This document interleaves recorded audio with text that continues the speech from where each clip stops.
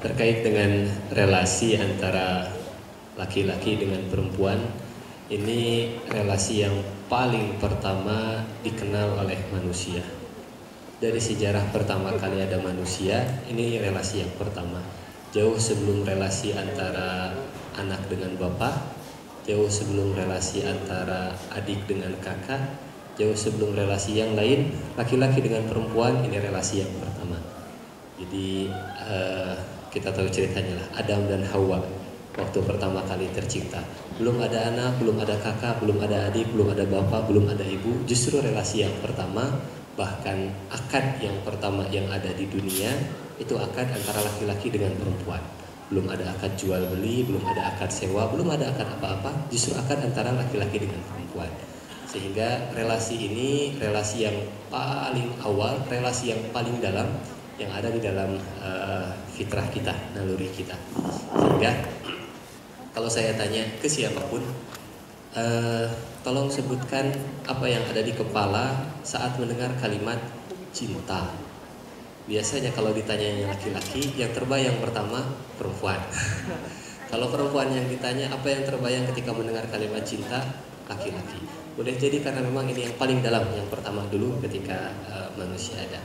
Jadi manusia sudah sejak lama mengenal relasi hubungan yang pertama laki-laki dengan perempuan dalam konteks seperti tadi. Adapun dalam perjalanan sejarahnya, kemudian turun seterusnya Nabi Adam, manusia pertama orang tua kita ke bumi, relasi antara laki-laki dengan perempuan sudah mulai melebar. Antara adik dengan kakak kita tahu ceritanya. Adam punya anak yang pertama Qabil dan saudari perempuannya. Kemudian punya anak lagi Habil dan saudari perempuannya. Relasinya sekarang sudah semakin rumit lagi. Bapak anak dengan ibu, bapak dengan anak perempuan, kemudian adik dengan perempuan, adik kakak yang laki-laki dan perempuan, dan seterusnya. Sampai akhirnya relasi antara laki-laki dengan perempuan juga semakin berkembang. Dan satu di antara sebab konflik yang terjadi pertama di dunia, kita sebagai orang muslim tahu bagaimana sebabnya Habil akhirnya terbunuh oleh Qabil, gara-gara relasi ini juga. Ketika Qabil diperintahkan untuk nikah dengan saudari kembarnya Habil, Habil diperintahkan untuk nikah dengan saudari kembarnya Habil, ada penolakan, dan berawal dari relasi inilah akhirnya muncul sebuah kejahatan. Jadi akhirnya semakin berkembang dari relasi yang awalnya dulu di langit sana, kemudian relasi yang ada di dunia. Ini relasi yang paling pertama kali ada di langit dan di dunia. Jadi memang migrasinya, perkembangannya cukup pesat. Terkait dengan masalah hijrah tadi juga sama demikian, karena yang kita pahami yang namanya hijrah itu segala sesuatu yang berubah, segala sesuatu yang bergerak, segala sesuatu yang berkembang, itu yang disebut dengan hijrah. Kalau tadi hanya sekedar laki-laki dengan perempuan sebagai partner, ketika turun ke dunia berkembang semakin luas, semakin kompleks, semakin rumit, seperti itu. Baik, jadi sebetulnya hijrah itu maknanya bukan lagi bicara tentang perubahan pergerakan gitu ya, tetapi juga ini bicara tentang perubahan antara hubungan gitu ya, di antara dua orang atau mungkin lebih gitu ya, yang sebetulnya sudah ada sejak dulu, tapi sekarang mungkin maknanya juga menjadi berbeda-beda yang dimaknai oleh orang-orang. Kalau saya mungkin secara pribadi memaknai hijrah, ya hijrah Nabi dari Mekah ke Madinah, oke, iya, tapi hijrah sekarang ternyata lebih spesifik lagi arahnya. Orang-orang menilai ketika kita berhubungan dengan orang lain, kemudian kita mendalami syariah dalam agama, kemudian itu pun dinilai sebagai hijrah. Nah, terkait dengan fenomena perubahan bentuk relasi atau pemakna atau persepsi yang dialami oleh setiap individu dalam relasi dengan orang lain, yang kemudian banyak orang menilai sebagai kata hijrah juga gitu ya. Sebetulnya dalam sudut pandang psikologis menurut Ana ya, apakah hijrah di sini itu memiliki komponen-komponen psikologis tertentu yang membuat seseorang akhirnya memutuskan untuk berhijrah begitu ya barangkali, kemudian memutuskan untuk menjalin relasi dalam bentuk yang berbeda, mungkin yang tadinya hanya berteman kemudian memutuskan untuk menikah, atau yang tadinya bermusuhan memutuskan untuk berteman gitu ya, atau malah yang tadinya bersahabat malah memutuskan untuk jadi bermusuhan, itu kan juga perubahan gitu, karena itu kan pergerakan yang tadi disampaikan oleh Kang Ihsan tadi. Bagaimana Teh? Ya, jadi kalau tadi mendengar definisi dari hijrah sendiri kan bergerak gitu ya, dari yang sebelumnya belum baik menjadi lebih baik misalnya gitu. Jadi kalau pandangan psikologi sendiri, hijrah itu bukan hanya relasi kita terhadap orang lain, tapi di dalam diri kita pun bisa menjadi hijrah gitu. Artinya misalnya yang tadinya tidak tahu menjadi tahu, yang tadinya belum matang misalnya menjadi lebih matang gitu. Nah kemudian apa sih yang menyebabkan akhirnya seseorang bisa menjadi hijrah gitu, menjadi lebih baik gitu? Itu banyak faktor, baik itu bisa jadi dari dalam diri sendiri misalnya, atau bisa juga dari luar gitu. Apapun faktor yang membuat dia berhijrah gitu, tapi yang jelas ketika dia memutuskan untuk berhijrah berarti menjadi lebih baik, itu berarti dipersepsi oleh dia bahwa ini suatu step yang lebih baik untuk saya, untuk kehidupan saya gitu. Oke, baik, jadi artinya sebetulnya secara individual juga kita mengalami perubahan. Jadi belajar itu kan konsep dari tidak tahu menjadi tahu gitu ya. Jadi yang tadinya saya tidak mengerti menjadi mengerti itu juga adalah bentuk hijrah secara komponen psikologis. Nah, kemudian saya ingin spesifikkan pertanyaannya ke fenomena hijrah dalam relasi antara laki-laki dan perempuan. Dalam hal ini mungkin bentuknya bisa jadi pernikahan atau mungkin bentuknya adalah relasi yang lainnya.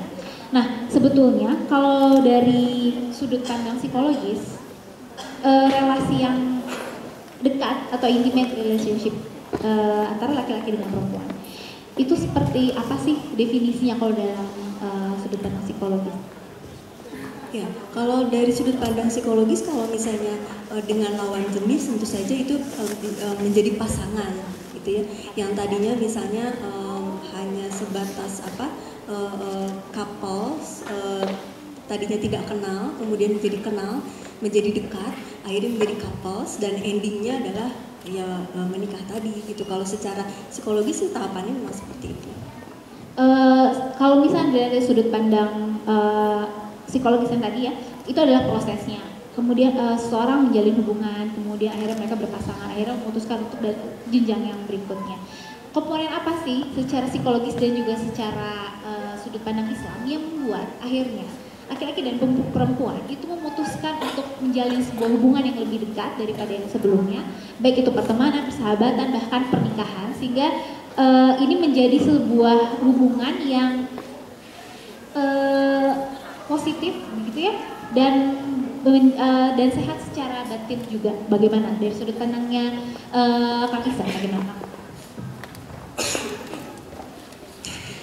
Kalau merujuknya ke kitab suci misalnya, setiap kali bicara tentang hijrah kita akan menemukan rangkaian yang konstan, diulang-ulang dalam beberapa ayat. Saat bicara hijrah, urutannya selalu iman, hijrah, jihad. Redaksi Al-Qurannya begitu. Kalau kita terjemahkan, iman itu bicara keyakinan, hijrah itu bicara perubahan, jihad itu bicara perjuangan, pengorbanan. Sehingga kalau tadi pertanyaannya apa saja sebetulnya komponen yang akhirnya menyebabkan seseorang bakal berubah, pasti orang berubah ada sebuah keyakinan di dalam dirinya yang mendorong dia untuk berpindah dari satu state, satu posisi ke posisi yang lain. Ketika dia yakin saya bisa lebih baik di posisi sana, saya bisa punya harapan di sana. Kalau ada keyakinan, pasti ada perubahan. Misal, ada orang yang misalnya dia candu dengan obat-obatan terlarang. Kalau dia punya keyakinan, saya pasti bisa berubah. Keyakinan inilah yang biasanya menjadi faktor atau komponen utama seseorang bisa berubah. Yakin, berubah, berjuang. Karena setelah berubah biasanya ada hal-hal yang membuat kita ingin kembali ke masa lalu. Kok rasanya lebih enak di masa lalu ya sebelum berubah. Itu sebabnya kenapa di dalam kitab suci 3 rangkaian ini selalu konstan. Iman, yakin, hijrah, berubah, jihad artinya perjuangan. Perjuangan untuk tetap bertahan dalam proses perubahannya tadi. Jadi karena kita sudah memutuskan yakin, ya sudah, tekad tetap dengan jalannya, lanjut ke depan. Kalau misalkan dalam relasi hubungan laki-laki dengan perempuan, saya kok ada chemistry ya, misalkan dengan dia, klik, oke. Yakin sepertinya ini jodoh saya, oke. Karena ada keyakinan, muncul harapan, kemudian ada perubahan. Oh, saya pengen berubah statusnya sekarang, bukan hanya sekedar teman biasa. Datang orang tuanya, kenal dengan orang tuanya, yakin sepertinya ini jodoh saya. Setelah menikah, statusnya sekarang sudah berubah, sudah hijrah, sudah berpindah, sudah berkembang hubungannya. Tapi kemudian muncul masalah dan seterusnya. Iman, hijrah, jihad, yakin, berubah, berjuang. Yakin berubah. Baik, itu menarik sekali ya. Jadi iman, hijrah, dan jihad. Nah, kalau dari komponen psikologis kan, sebetulnya dalam kehidupan relasi antara laki-laki dengan perempuan, terutama dalam kehidupan pernikahan, apakah implementasi iman, hijrah, dan jihad ini juga ada dalam konsep psikologis gitu, dan itu seperti apa bentuknya? Ya, kurang lebih sama ya. Jadi tapi mungkin bahasanya seperti ini, bahwa ketika kita merasa bahwa bertemu misalnya dengan seseorang, biasanya kan kita dekat itu karena banyak hal ya, misalnya karena visinya sama, biasanya karena hobinya sama gitu. Dari satu hal yang sama, kemudian ngobrol banyak, misalnya jadi lebih dekat, kemudian timbullah bahwa ini kayaknya orang baik ya, ini kayaknya orangnya tanggung jawab ya gitu, sehingga timbul perasaan bahwa ini kalau dia jadi imam saya misalnya gitu, kayaknya nanti dia orangnya bertanggung jawab dan lain sebagainya misalnya gitu. Nah kemudian ketika sudah tadi yakin bahwa ini this is the one misalnya menurut dia gitu, Imani gitu, bahwa yakin ini adalah orang yang tepat gitu. Kemudian nanti pasti biasanya memang akan memperjuangkan ya, kalau misalnya ini adalah orang yang tepat buat saya, yaitu tadi akan berjuang mendapatkan apa yang menurut dia yang terbaik untuk dia gitu. Jadi prosesnya mungkin kalau istilahnya mungkin akan berbeda, tapi kalau prosesnya sih seperti itu. Dan memang kalau biasanya betul tadi ketika sudah mendapatkan yang sulit itu, step berikutnya adalah mempertahankan. Karena ketika kalau dihubungkan dengan relasi misalnya menikah, berikutnya itu bukan sebatas oh ya nikah, alhamdulillah kita sudah menikah, udah that's it misalnya. Nggak seperti itu, tapi kan ada tahapan-tahapan berikutnya gitu. Dan tadi bisa jadi ada konflik, bisa jadi ada momen-momen yang indah, yang dikenang dan lain sebagainya gitu. Jadi kalau secara istilah mungkin beda, tapi kalau prosesnya sebetulnya kurang lebih sama. Kalau saya berusaha untuk menyarikan dari Kak Anissa dan Teh Ana, sebetulnya dalam berelasi antara laki-laki dengan perempuan sebetulnya selalu ada proses hijrah ya. Jadi ada proses perubahan, meyakini bahwa ada sesuatu yang akan mengiring saya kepada perubahan sehingga saya akan menjalin hubungan dengan dia, gitu kan. Kemudian akhirnya saya berjuang untuk bersama atau mencapai sesuatu dan akhirnya mempertahankannya gitu ya. Dalam konteks Islam mungkin menjadi proses iman, hijrah, dan jihad, dan itu prosesnya kurang lebih sama dalam konteks psikologis. Nah sekarang saya lemparkan ditambahkan dia Mbak Dita, jadi maksudnya gini, ketika yakin bahwa dia adalah yang terbaik misalnya gitu, selain berjuang untuk mendapatkan yang terbaik yang dianggapnya dia adalah yang terbaik untuk saya, berjuang pun untuk dirinya sendiri, bahwa misalnya tadi hijrah menjadi lebih baik itu bahwa oh iya dia orangnya baik ya, saya pun kalau ingin dapat orang yang baik saya juga harus baik dong gitu. Artinya hijrah itu adalah proses perubahan diri yang juga melibatkan orang lain gitu ya, dan akhirnya kedua-duanya berubah bersama-sama, tumbuh bersama begitu ya, dan akhirnya melakukan jihad bersama-sama dalam sebuah hubungan yang dalam hal ini adalah pernikahan gitu ya. Nah sekarang saya lemparkan pertanyaan kepada Kang Epul, sebetulnya apa sih alasannya kok jadinya tema hijrah yang diangkat dalam novel ini begitu ya, yang akhirnya ini jadi agak bocoran sedikit gitu nih ke penonton, kenapa ini jadi dasar ceritanya gitu? Iya, bismillahirrahmanirrahim. Kenapa dasar ceritanya mengambil tema hijrah gitu ya. Saya kira saya menulis mulai dari kurang lebih 15 tahun yang lalu. Mulai pertama kali menulis, kemudian tulisan-tulisan saya lebih banyak tentang psikologi dan soft skill, psikologi populer dan soft skill. Nah, kemudian yang diangkat dari tema-tema itu lebih kurang berbicara tentang change paradigm gitu, tentang manajemen perubahan gitu. Dan konteks perubahan tentu selalu ketika kita berbicara tentang manajemen perubahan, selalu konteksnya kan dari yang kurang baik ke yang baik tadi ya, seperti yang Anda sampaikan tadi, dari yang buruk ke yang baik. Nah, saya kira itu menjadi ketika saya mulai juga sering dengar ceramahnya Kang Abe, saya kenalnya Kang Abe namanya.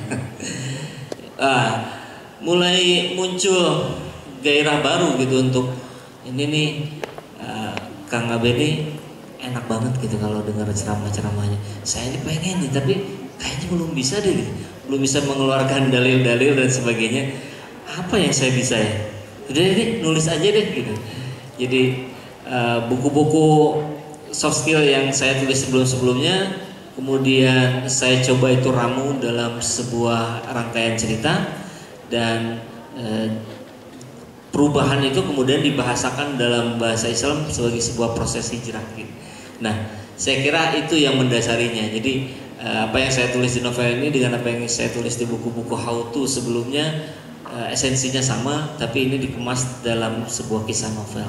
Saya kira kurang lebih begitu. Jadi sebetulnya terinspirasi dari fenomena yang sehari-hari gitu ya. Banyak hal yang ingin diangkat tentang perubahan dari yang tidak bisa menjadi bisa begitu ya.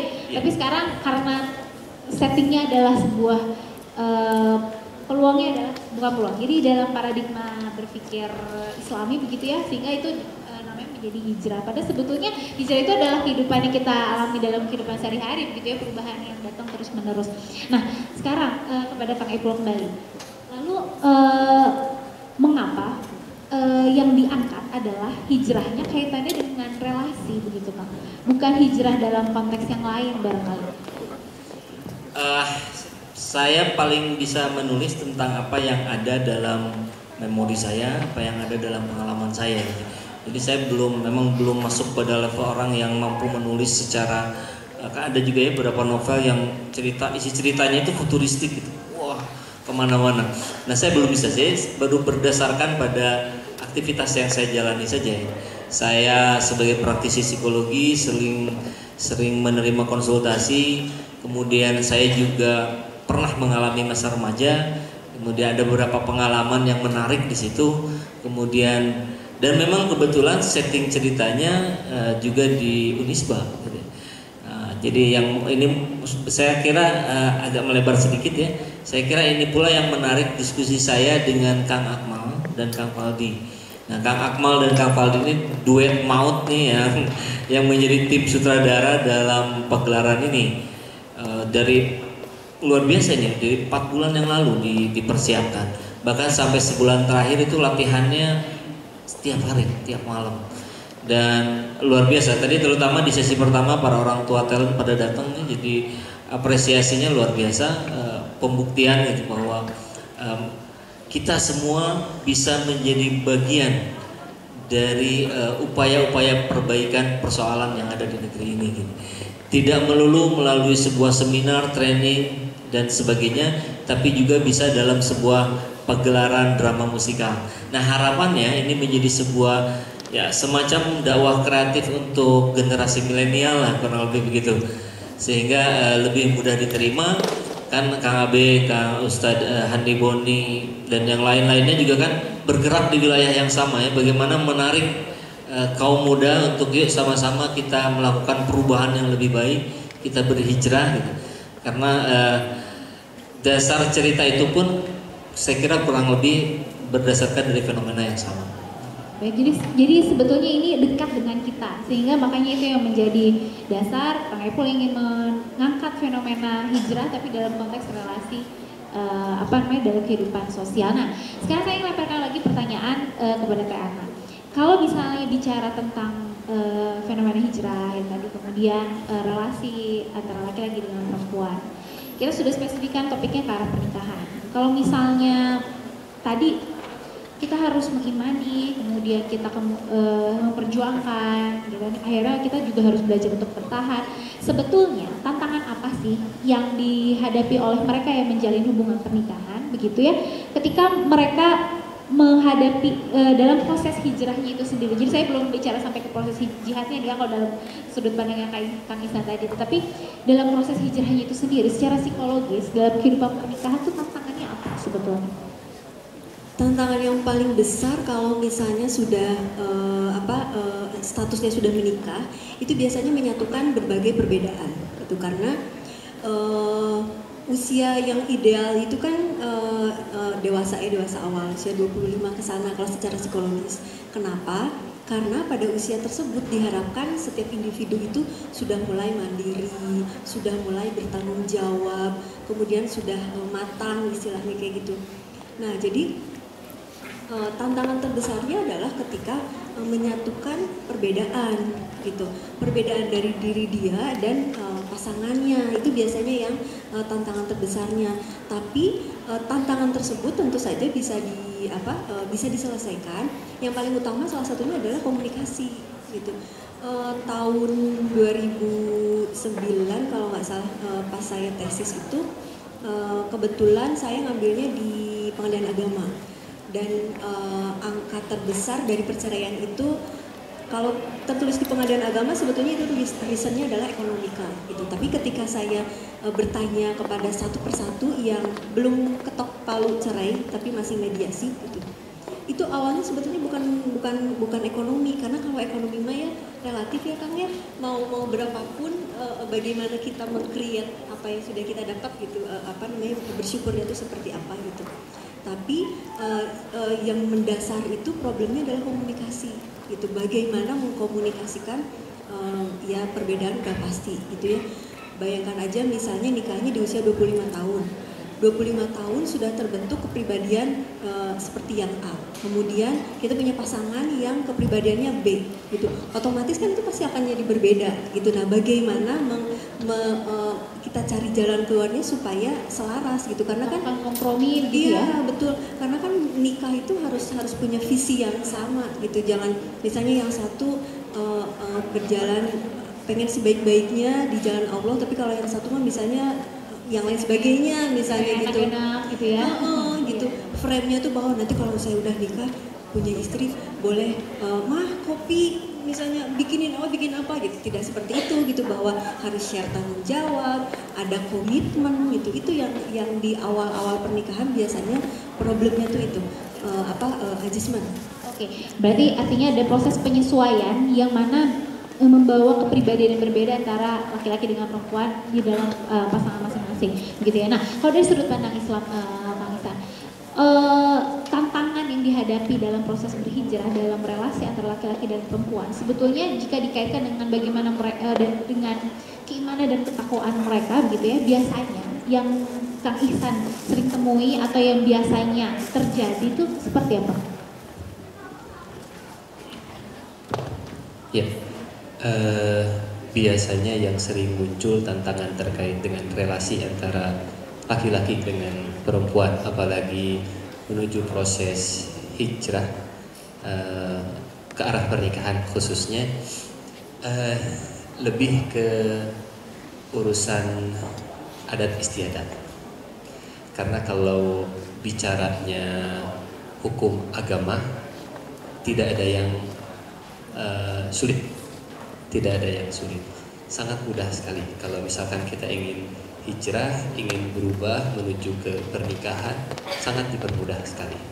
Karena kalau bicara pernikahan misalkan, tidak harus ada sewa gedung. Untuk sampai pada hijrah menuju pernikahan, relasi sampai pernikahan, cukup hanya 4 saja sebetulnya. 1 saksi, 2 wali, 3 mempelai, 4 mahar, selesai. Adapun sisanya itu lebih ke adat istiadat. Faktor sosial ya. Jadi pengaruh lingkungan sosial. Pengaruh lingkungan. Misalkan harus ada ini, harus ada itu, harus begini, harus begitu, harus ada uang ini, uang itu, dan seterusnya. Saya ingin bertanya tentang bagaimana caranya untuk bisa mengatasi pergolakan semacam itu yang tadi Teh Ana dan Kang Iqbal tadi sampaikan. Tapi saya ingin melemparkan dulu kesempatan untuk bertanya dari penonton yang hadir di sini, gitu ya. Saya berikan kesempatan satu orang dulu untuk bertanya kepada narasumber kita. Boleh ke Teh Ana, boleh ke Kang Ihsan, boleh ke Kang Epol. Boleh, silakan, ada yang mau bertanya? Satu orang saya berikan kesempatan. Wah, ada 1756. Ya, akan yang di belakang. Silakan, mic-nya sedang berjalan menuju ke sana. Silakan nama dan pertanyaan diarahkan kepada siapa, Mangga? Nama Muhammad Syafiq Al-Adam. Boleh berdiri, Kang, karena terlihat terlihat seperti siluet dari jauh. Assalamualaikum warahmatullahi wabarakatuh. Waalaikumsalam. Nama saya perkenalkan Muhammad Syafiq Al-Adam. Untuk langsung pertanyaannya, bagaimana kalau cara membina keluarga, misalnya setelah menikah dan sebelum menikah pendekatannya pun jauhan, setelah menikah tetap masih jauhan. Langkah apa yang diambil keduanya itu bekerja di tempat masing-masing? Apakah seharusnya ada antara pengalahan salah satunya mengalah untuk merelakan pekerjaan, itu lebih ke cowok atau cewek, atau hanya kita melihat sikonya saja, atau lebih kata orang tua kan yang dirasain sakinah mawaddah warahmah harus berkumpul. Nah, ini bagaimana jalan keluarnya? Baik, Kang. Pertanyaannya diarahkan kepada siapa? Ke Siapa? Pak Ustadz. Oke. Baik, kita silakan Pak Ustadz katanya. Terima kasih pertanyaannya, kita tepuk tangan dulu dong buat yang bertanya. Terima kasih. Silakan, Kang. Pertanyaan ini sebetulnya bisa dari dua sudut pandang ya. Nanti kita coba dulu. Silakan, Bang. Siap. Saya ingin cerita dulu. Dulu sekolah saya di SMA negeri. Kemudian kuliah di Mekah, dan faktor yang pertama kali jadi penghalang untuk belajar itu masalah bahasa, belajar bahasa Arab. Alhamdulillah ketemu dengan dosen yang luar biasa yang mengajarkan tentang bagaimana belajar mudah bahasa Arab. Intinya kata beliau begini, bahwa yang namanya bahasa Arab itu kalau ada dua kata huruf-hurufnya sama, pasti ada benang merah antara dua kata tadi. Contoh Qorib artinya dekat. Ada Asmaul Husna, Allah Al-Qarib, Allah Maha Dekat. Kita juga mengenal sebentar lagi bulan Zulhijjah mau datang, kita mau kurban. Dari bahasa Arab juga kurban. Hurufnya sama. Qorib ada ko, ro, ba. Kurban ada ko, ro, ba. Apa hubungannya antara dekat dengan kurban? Karena kalau ingin dekat harus ada pengorbanan. Dengan siapapun. Saya pengen dekat dengan anak saya, harus siap berkorban. Mungkin korban waktu. Saya pengen dekat dengan istri saya, mungkin harus siap dengan pengorbanan. Mungkin korban perasaan, mungkin korban uang. Saya ingin dekat dengan mertua saya. Dekat itu syaratnya korban dengan siapapun. Bahkan kalau kita pengen dekat dengan Tuhan kita sekalipun, dengan Allah, ada yang harus dikorbankan. Apa yang dikorbankan? Mungkin fisik kita capek, tapi hati rasanya kok dekat banget sama Allah. Bangun tidur tengah malam ngantuk luar biasa. Yang kita korbankan waktu tidur, tapi setelah selesai sholat, alhamdulillah, kok rasanya hati dekat. Nah, itulah kurban dengan qorib. Bahwa untuk bisa dekat harus siap berkorban dengan siapapun, dengan dosen, dengan pekerjaan dan seterusnya. Bahwa termasuk dengan pasangan. Jadi kalau tidak ada yang berani berkorban, ya berarti wayahna berjauhan. Baik, oke. Jadi sebetulnya kalau saya menangkapnya ini bagus ya. Kalau ingin dekat maka harus ada pengorbanan. Artinya kalau ingin berhijrah, kalau saya bisa simpulkan, berarti memang perlu ada yang dikorbankan, gitu ya. Bentuk berpengorbanan yang apapun, baik materi maupun imateri, begitu ya. Jadi artinya itu bisa membantu kita untuk bisa berhijrah. Nah, kalau sekarang saya ingin bertanya kepada Teh Ana terkait pertanyaan tadi, bagaimana solusinya begitu, Teh? Ya, solusinya bagaimana? Sebetulnya balik lagi pada komitmen dari suami sama istrinya gitu. Jadi yaitu tadi ya, tidak ada satu keputusan yang diambil oleh salah satu pihak gitu tanpa dengan tidak berdiskusi dengan pihak yang lain. Kan namanya pasangan gitu, couples gitu. Jadi tidak berdiri sendiri gitu. Nah, komitmen mana yang akan diambil? Misalnya apakah istri ikut ke suami atau suami yang cari kerja di tempat istrinya gitu, satu area, yaitu dibicarakan gitu. Mungkin tadi bahasanya dari Kansen harus berkorban. Sama halnya seperti hal tersebut juga bahwa mendingan misalnya istrinya yang ikut ke suaminya. Kalau misalnya passionnya memang mau bekerja sebagai aktualisasi diri, ya bekerjanya ya di area yang dimana suami bekerja.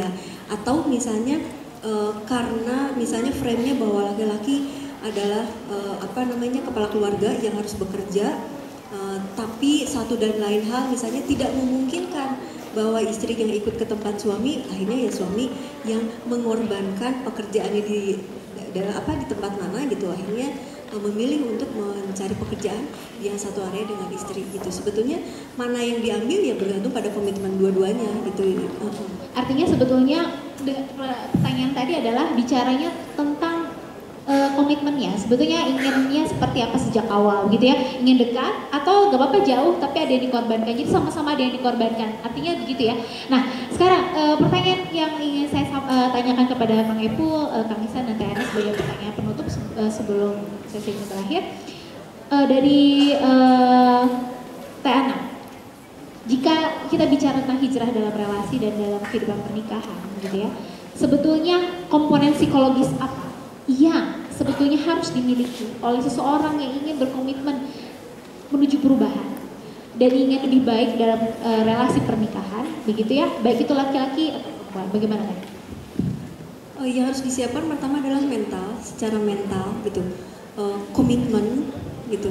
Tadi Teh Rita sendiri sudah menyebutkan bahwa komitmen apa? Itu komit bahwa kalau secara psikologis misalnya usia siap menikah itu adalah 25, berarti ketika mendekati usia tersebut setiap individu itu harus sudah mulai mempersiapkan diri gitu. Karena apa? Karena kita tidak tahu kapan orang yang tepat akan datang gitu. Jadi ketika kitanya sendiri sudah istilahnya misalnya berhijrah menjadi lebih baik, pintu-pintu rezeki salah satunya adalah jodoh misalnya gitu, itu bisa terbuka kapan saja dan kita sudah mempersiapkan diri gitu. Jadi kita komit bahwa kita harus menjadi lebih baik daripada sebelumnya. Kemudian setelah kita komit, yang namanya komit kita harus integriti kita harus betul. Jadi jangan hanya saya harus berubah, udah aja gitu. Tapi dalam perjalanan itu pasti akan banyak yang dihadapi, itu tadi berjuang tadi gitu. Berkomitmen ya, jadi komitmen dan mental yang kuat untuk bisa bertahan. Baik, kalau Kang Ihsan dari sudut pandang agama, dari sudut pandang keimanan, untuk bisa bertahan dan terus berada dalam kondisi hijrah yang positif gitu ya dalam kehidupan pernikahan, apa yang harusnya dimiliki? Ya, tadi kita bicaranya iman, hijrah. Jadi makin bersih niat hijrah, makin konsisten dalam perubahan. Kalau berubahnya karena misal saya pengen berubah karena uang, ketika uangnya nggak ada, kecenderungannya perubahannya juga mundur lagi. Saya pengen berubah karena jabatan, ketika jabatannya nggak dapat, mundur lagi. Saya pengen berubah karena orang lain yang ingin saya kejar misalkan. Ketika orang yang saya kejar ternyata nggak bisa saya dapatkan, biasanya lemah, mundur lagi. Maka yang paling baik itu hijrah bukan karena orang, bukan karena uang, bukan karena jabatan. Kita hijrah, kita berubah, kita lebih baik karena kita memang ingin dilihat lebih baik oleh Tuhan kita, oleh Allah Subhanahu wa Ta'ala. Karena Allah nggak akan pernah hilang, nggak akan pernah mati. Kapanpun kita selalu dilihat oleh Allah. Saya ingin berubah karena saya pengen dilihat selalu lebih baik oleh Allah. Seperti itu. Intinya adalah sebetulnya kembali lagi pada kelurusan niat itu ya. Jadi fokus bukan pada materi barangkali ya, sebetulnya betul, intinya betul. Seperti itu. Baik, dari Kang Epul, pesan yang ingin disampaikan sebetulnya agar individu atau para penonton yang hadir di sini atau mereka yang membaca novel Kang Epul gitu ya, agar mereka konsisten untuk tetap berhijrah dalam jalan yang baik, begitu ya, jalan yang lurus. Itu apa pesan-pesan yang bisa Kang Epul sampaikan? Ya, sambil melanjutkan apa yang sudah Kang Abe sampaikan barusan ya, tentang dia akan mendapatkan sesuatu yang dia niatkan, ya Kang ya. Nah, ini menarik karena di kisah ini pun lebih kurang begitu. Jadi ada si tokoh Dik-Dik ini dia berhijrah, niat awalnya untuk mendapatkan Naomi. Dan dia berusaha segala rupa, kemudian sampai pada satu titik yang menunjukkan bahwa mungkin nggak bisa saya dapatkan Naomi ini. Nah, di titik itulah hijrahnya berpindah gitu. Dari yang tadinya karena wanita menjadi ya sudah, jadi nggak jadi, saya tetap hijrah gitu. Saya hijrahnya karena Allah gitu. Tapi dalam prosesnya saya kira yang menjadi benang merah dari kisah yang diangkat di sini sekarang adalah pemaknaan dari kalimat faiza azamta fatawakal Allah gitu. Bahwa tugas manusia udah berusaha aja gitu. Sok seketar kebek gitu ya. Siang jadi malam, malam jadi kaki, siang jadi malam, malam jadi siang, kepala jadi kaki, kaki jadi kepala, tuh kan saking belibetnya tuh. Apapun dilakukan, dicoba. Dan tugas manusia memaksimalkan ikhtiar kan ya. Nah setelah itu masuk tawakal gitu, berserah diri kepada Allah. Dan kemudian tapi ingat gitu bahwa manjada wajada gitu. Anu keyeng tak tupareng gitu. Saya dulu diajari SD begitu tuh di sekolah Persis. Manjada wajada sok keyeng ya, sak keyeng mah nanti keyeng itu apa? Sungguh-sungguh. Keyeng. Yakin ya, yakin. Ya, pasti dapat insya Allah gitu. Dan saya kira pesannya itu. Kemudian satu lagi tambahannya adalah bahwa hasil yang baik tentu itu buah dari sebuah proses yang baik. Jadi bagaimana kita bisa mendapatkan hasil sesuai dengan yang kita inginkan terkait dengan pernikahan adalah lalui tahapan-tahapannya dengan tahapan-tahapan yang baik. Tahapan yang baik itu yang bagaimana, yang katakan tidak untuk pacaran. Nah gitu, karena pacaran itu mendekatkan kita kepada zina gitu. Nah lebih baik apa cara selain pacaran apa yang harus dilakukan? Ta'aruf. Di Unisba ini ta'aruf sudah sangat melekat gitu ya untuk mahasiswa baru. Nah pada proses menuju pernikahan pun sama, kita harus ta'aruf, saling mengenal karena kondisinya itu kondusif gitu. Jadi dikondisikan relatif lebih objektif gitu, tidak terlalu bawa perasaan gitu. Jadi nggak jadi kita nggak galau berkepanjangan gitu. Kalau nggak jadi kita nggak galau, kalau jadi ya syukur alhamdulillah gitu. Saya kira itu yang menjadi plusnya dari cerita yang akan diangkat di pegelaran novel Bumi sekarang. Artinya dari yang Kang Epul sampaikan, Kang Ihsan, kemudian Teh Ana sampaikan, saya ingin menarik satu garis merah bahwa satu benang merah bahwa sebetulnya hijrah di sini adalah keyakinan, iman, begitu ya, iman dan baseline-nya adalah dasarnya itu adalah Allah Subhanahu Wa Taala. Jadi jangan lagi materi, begitu ya. Jadi komponen apapun komitmen dalam pernikahan, gitu ya, komponen dalam berelasi semuanya adalah berawal dari niat untuk tetap mendekatkan diri kepada Allah Subhanahu Wa Taala. Baik, terima kasih pada narasumber Teh Ana Rozana, Kang Ihsan dan Kang Epul. Terima kasih banyak atas kehadirannya di sini. Kita tepuk tangan untuk 3 narasumber kita hari ini.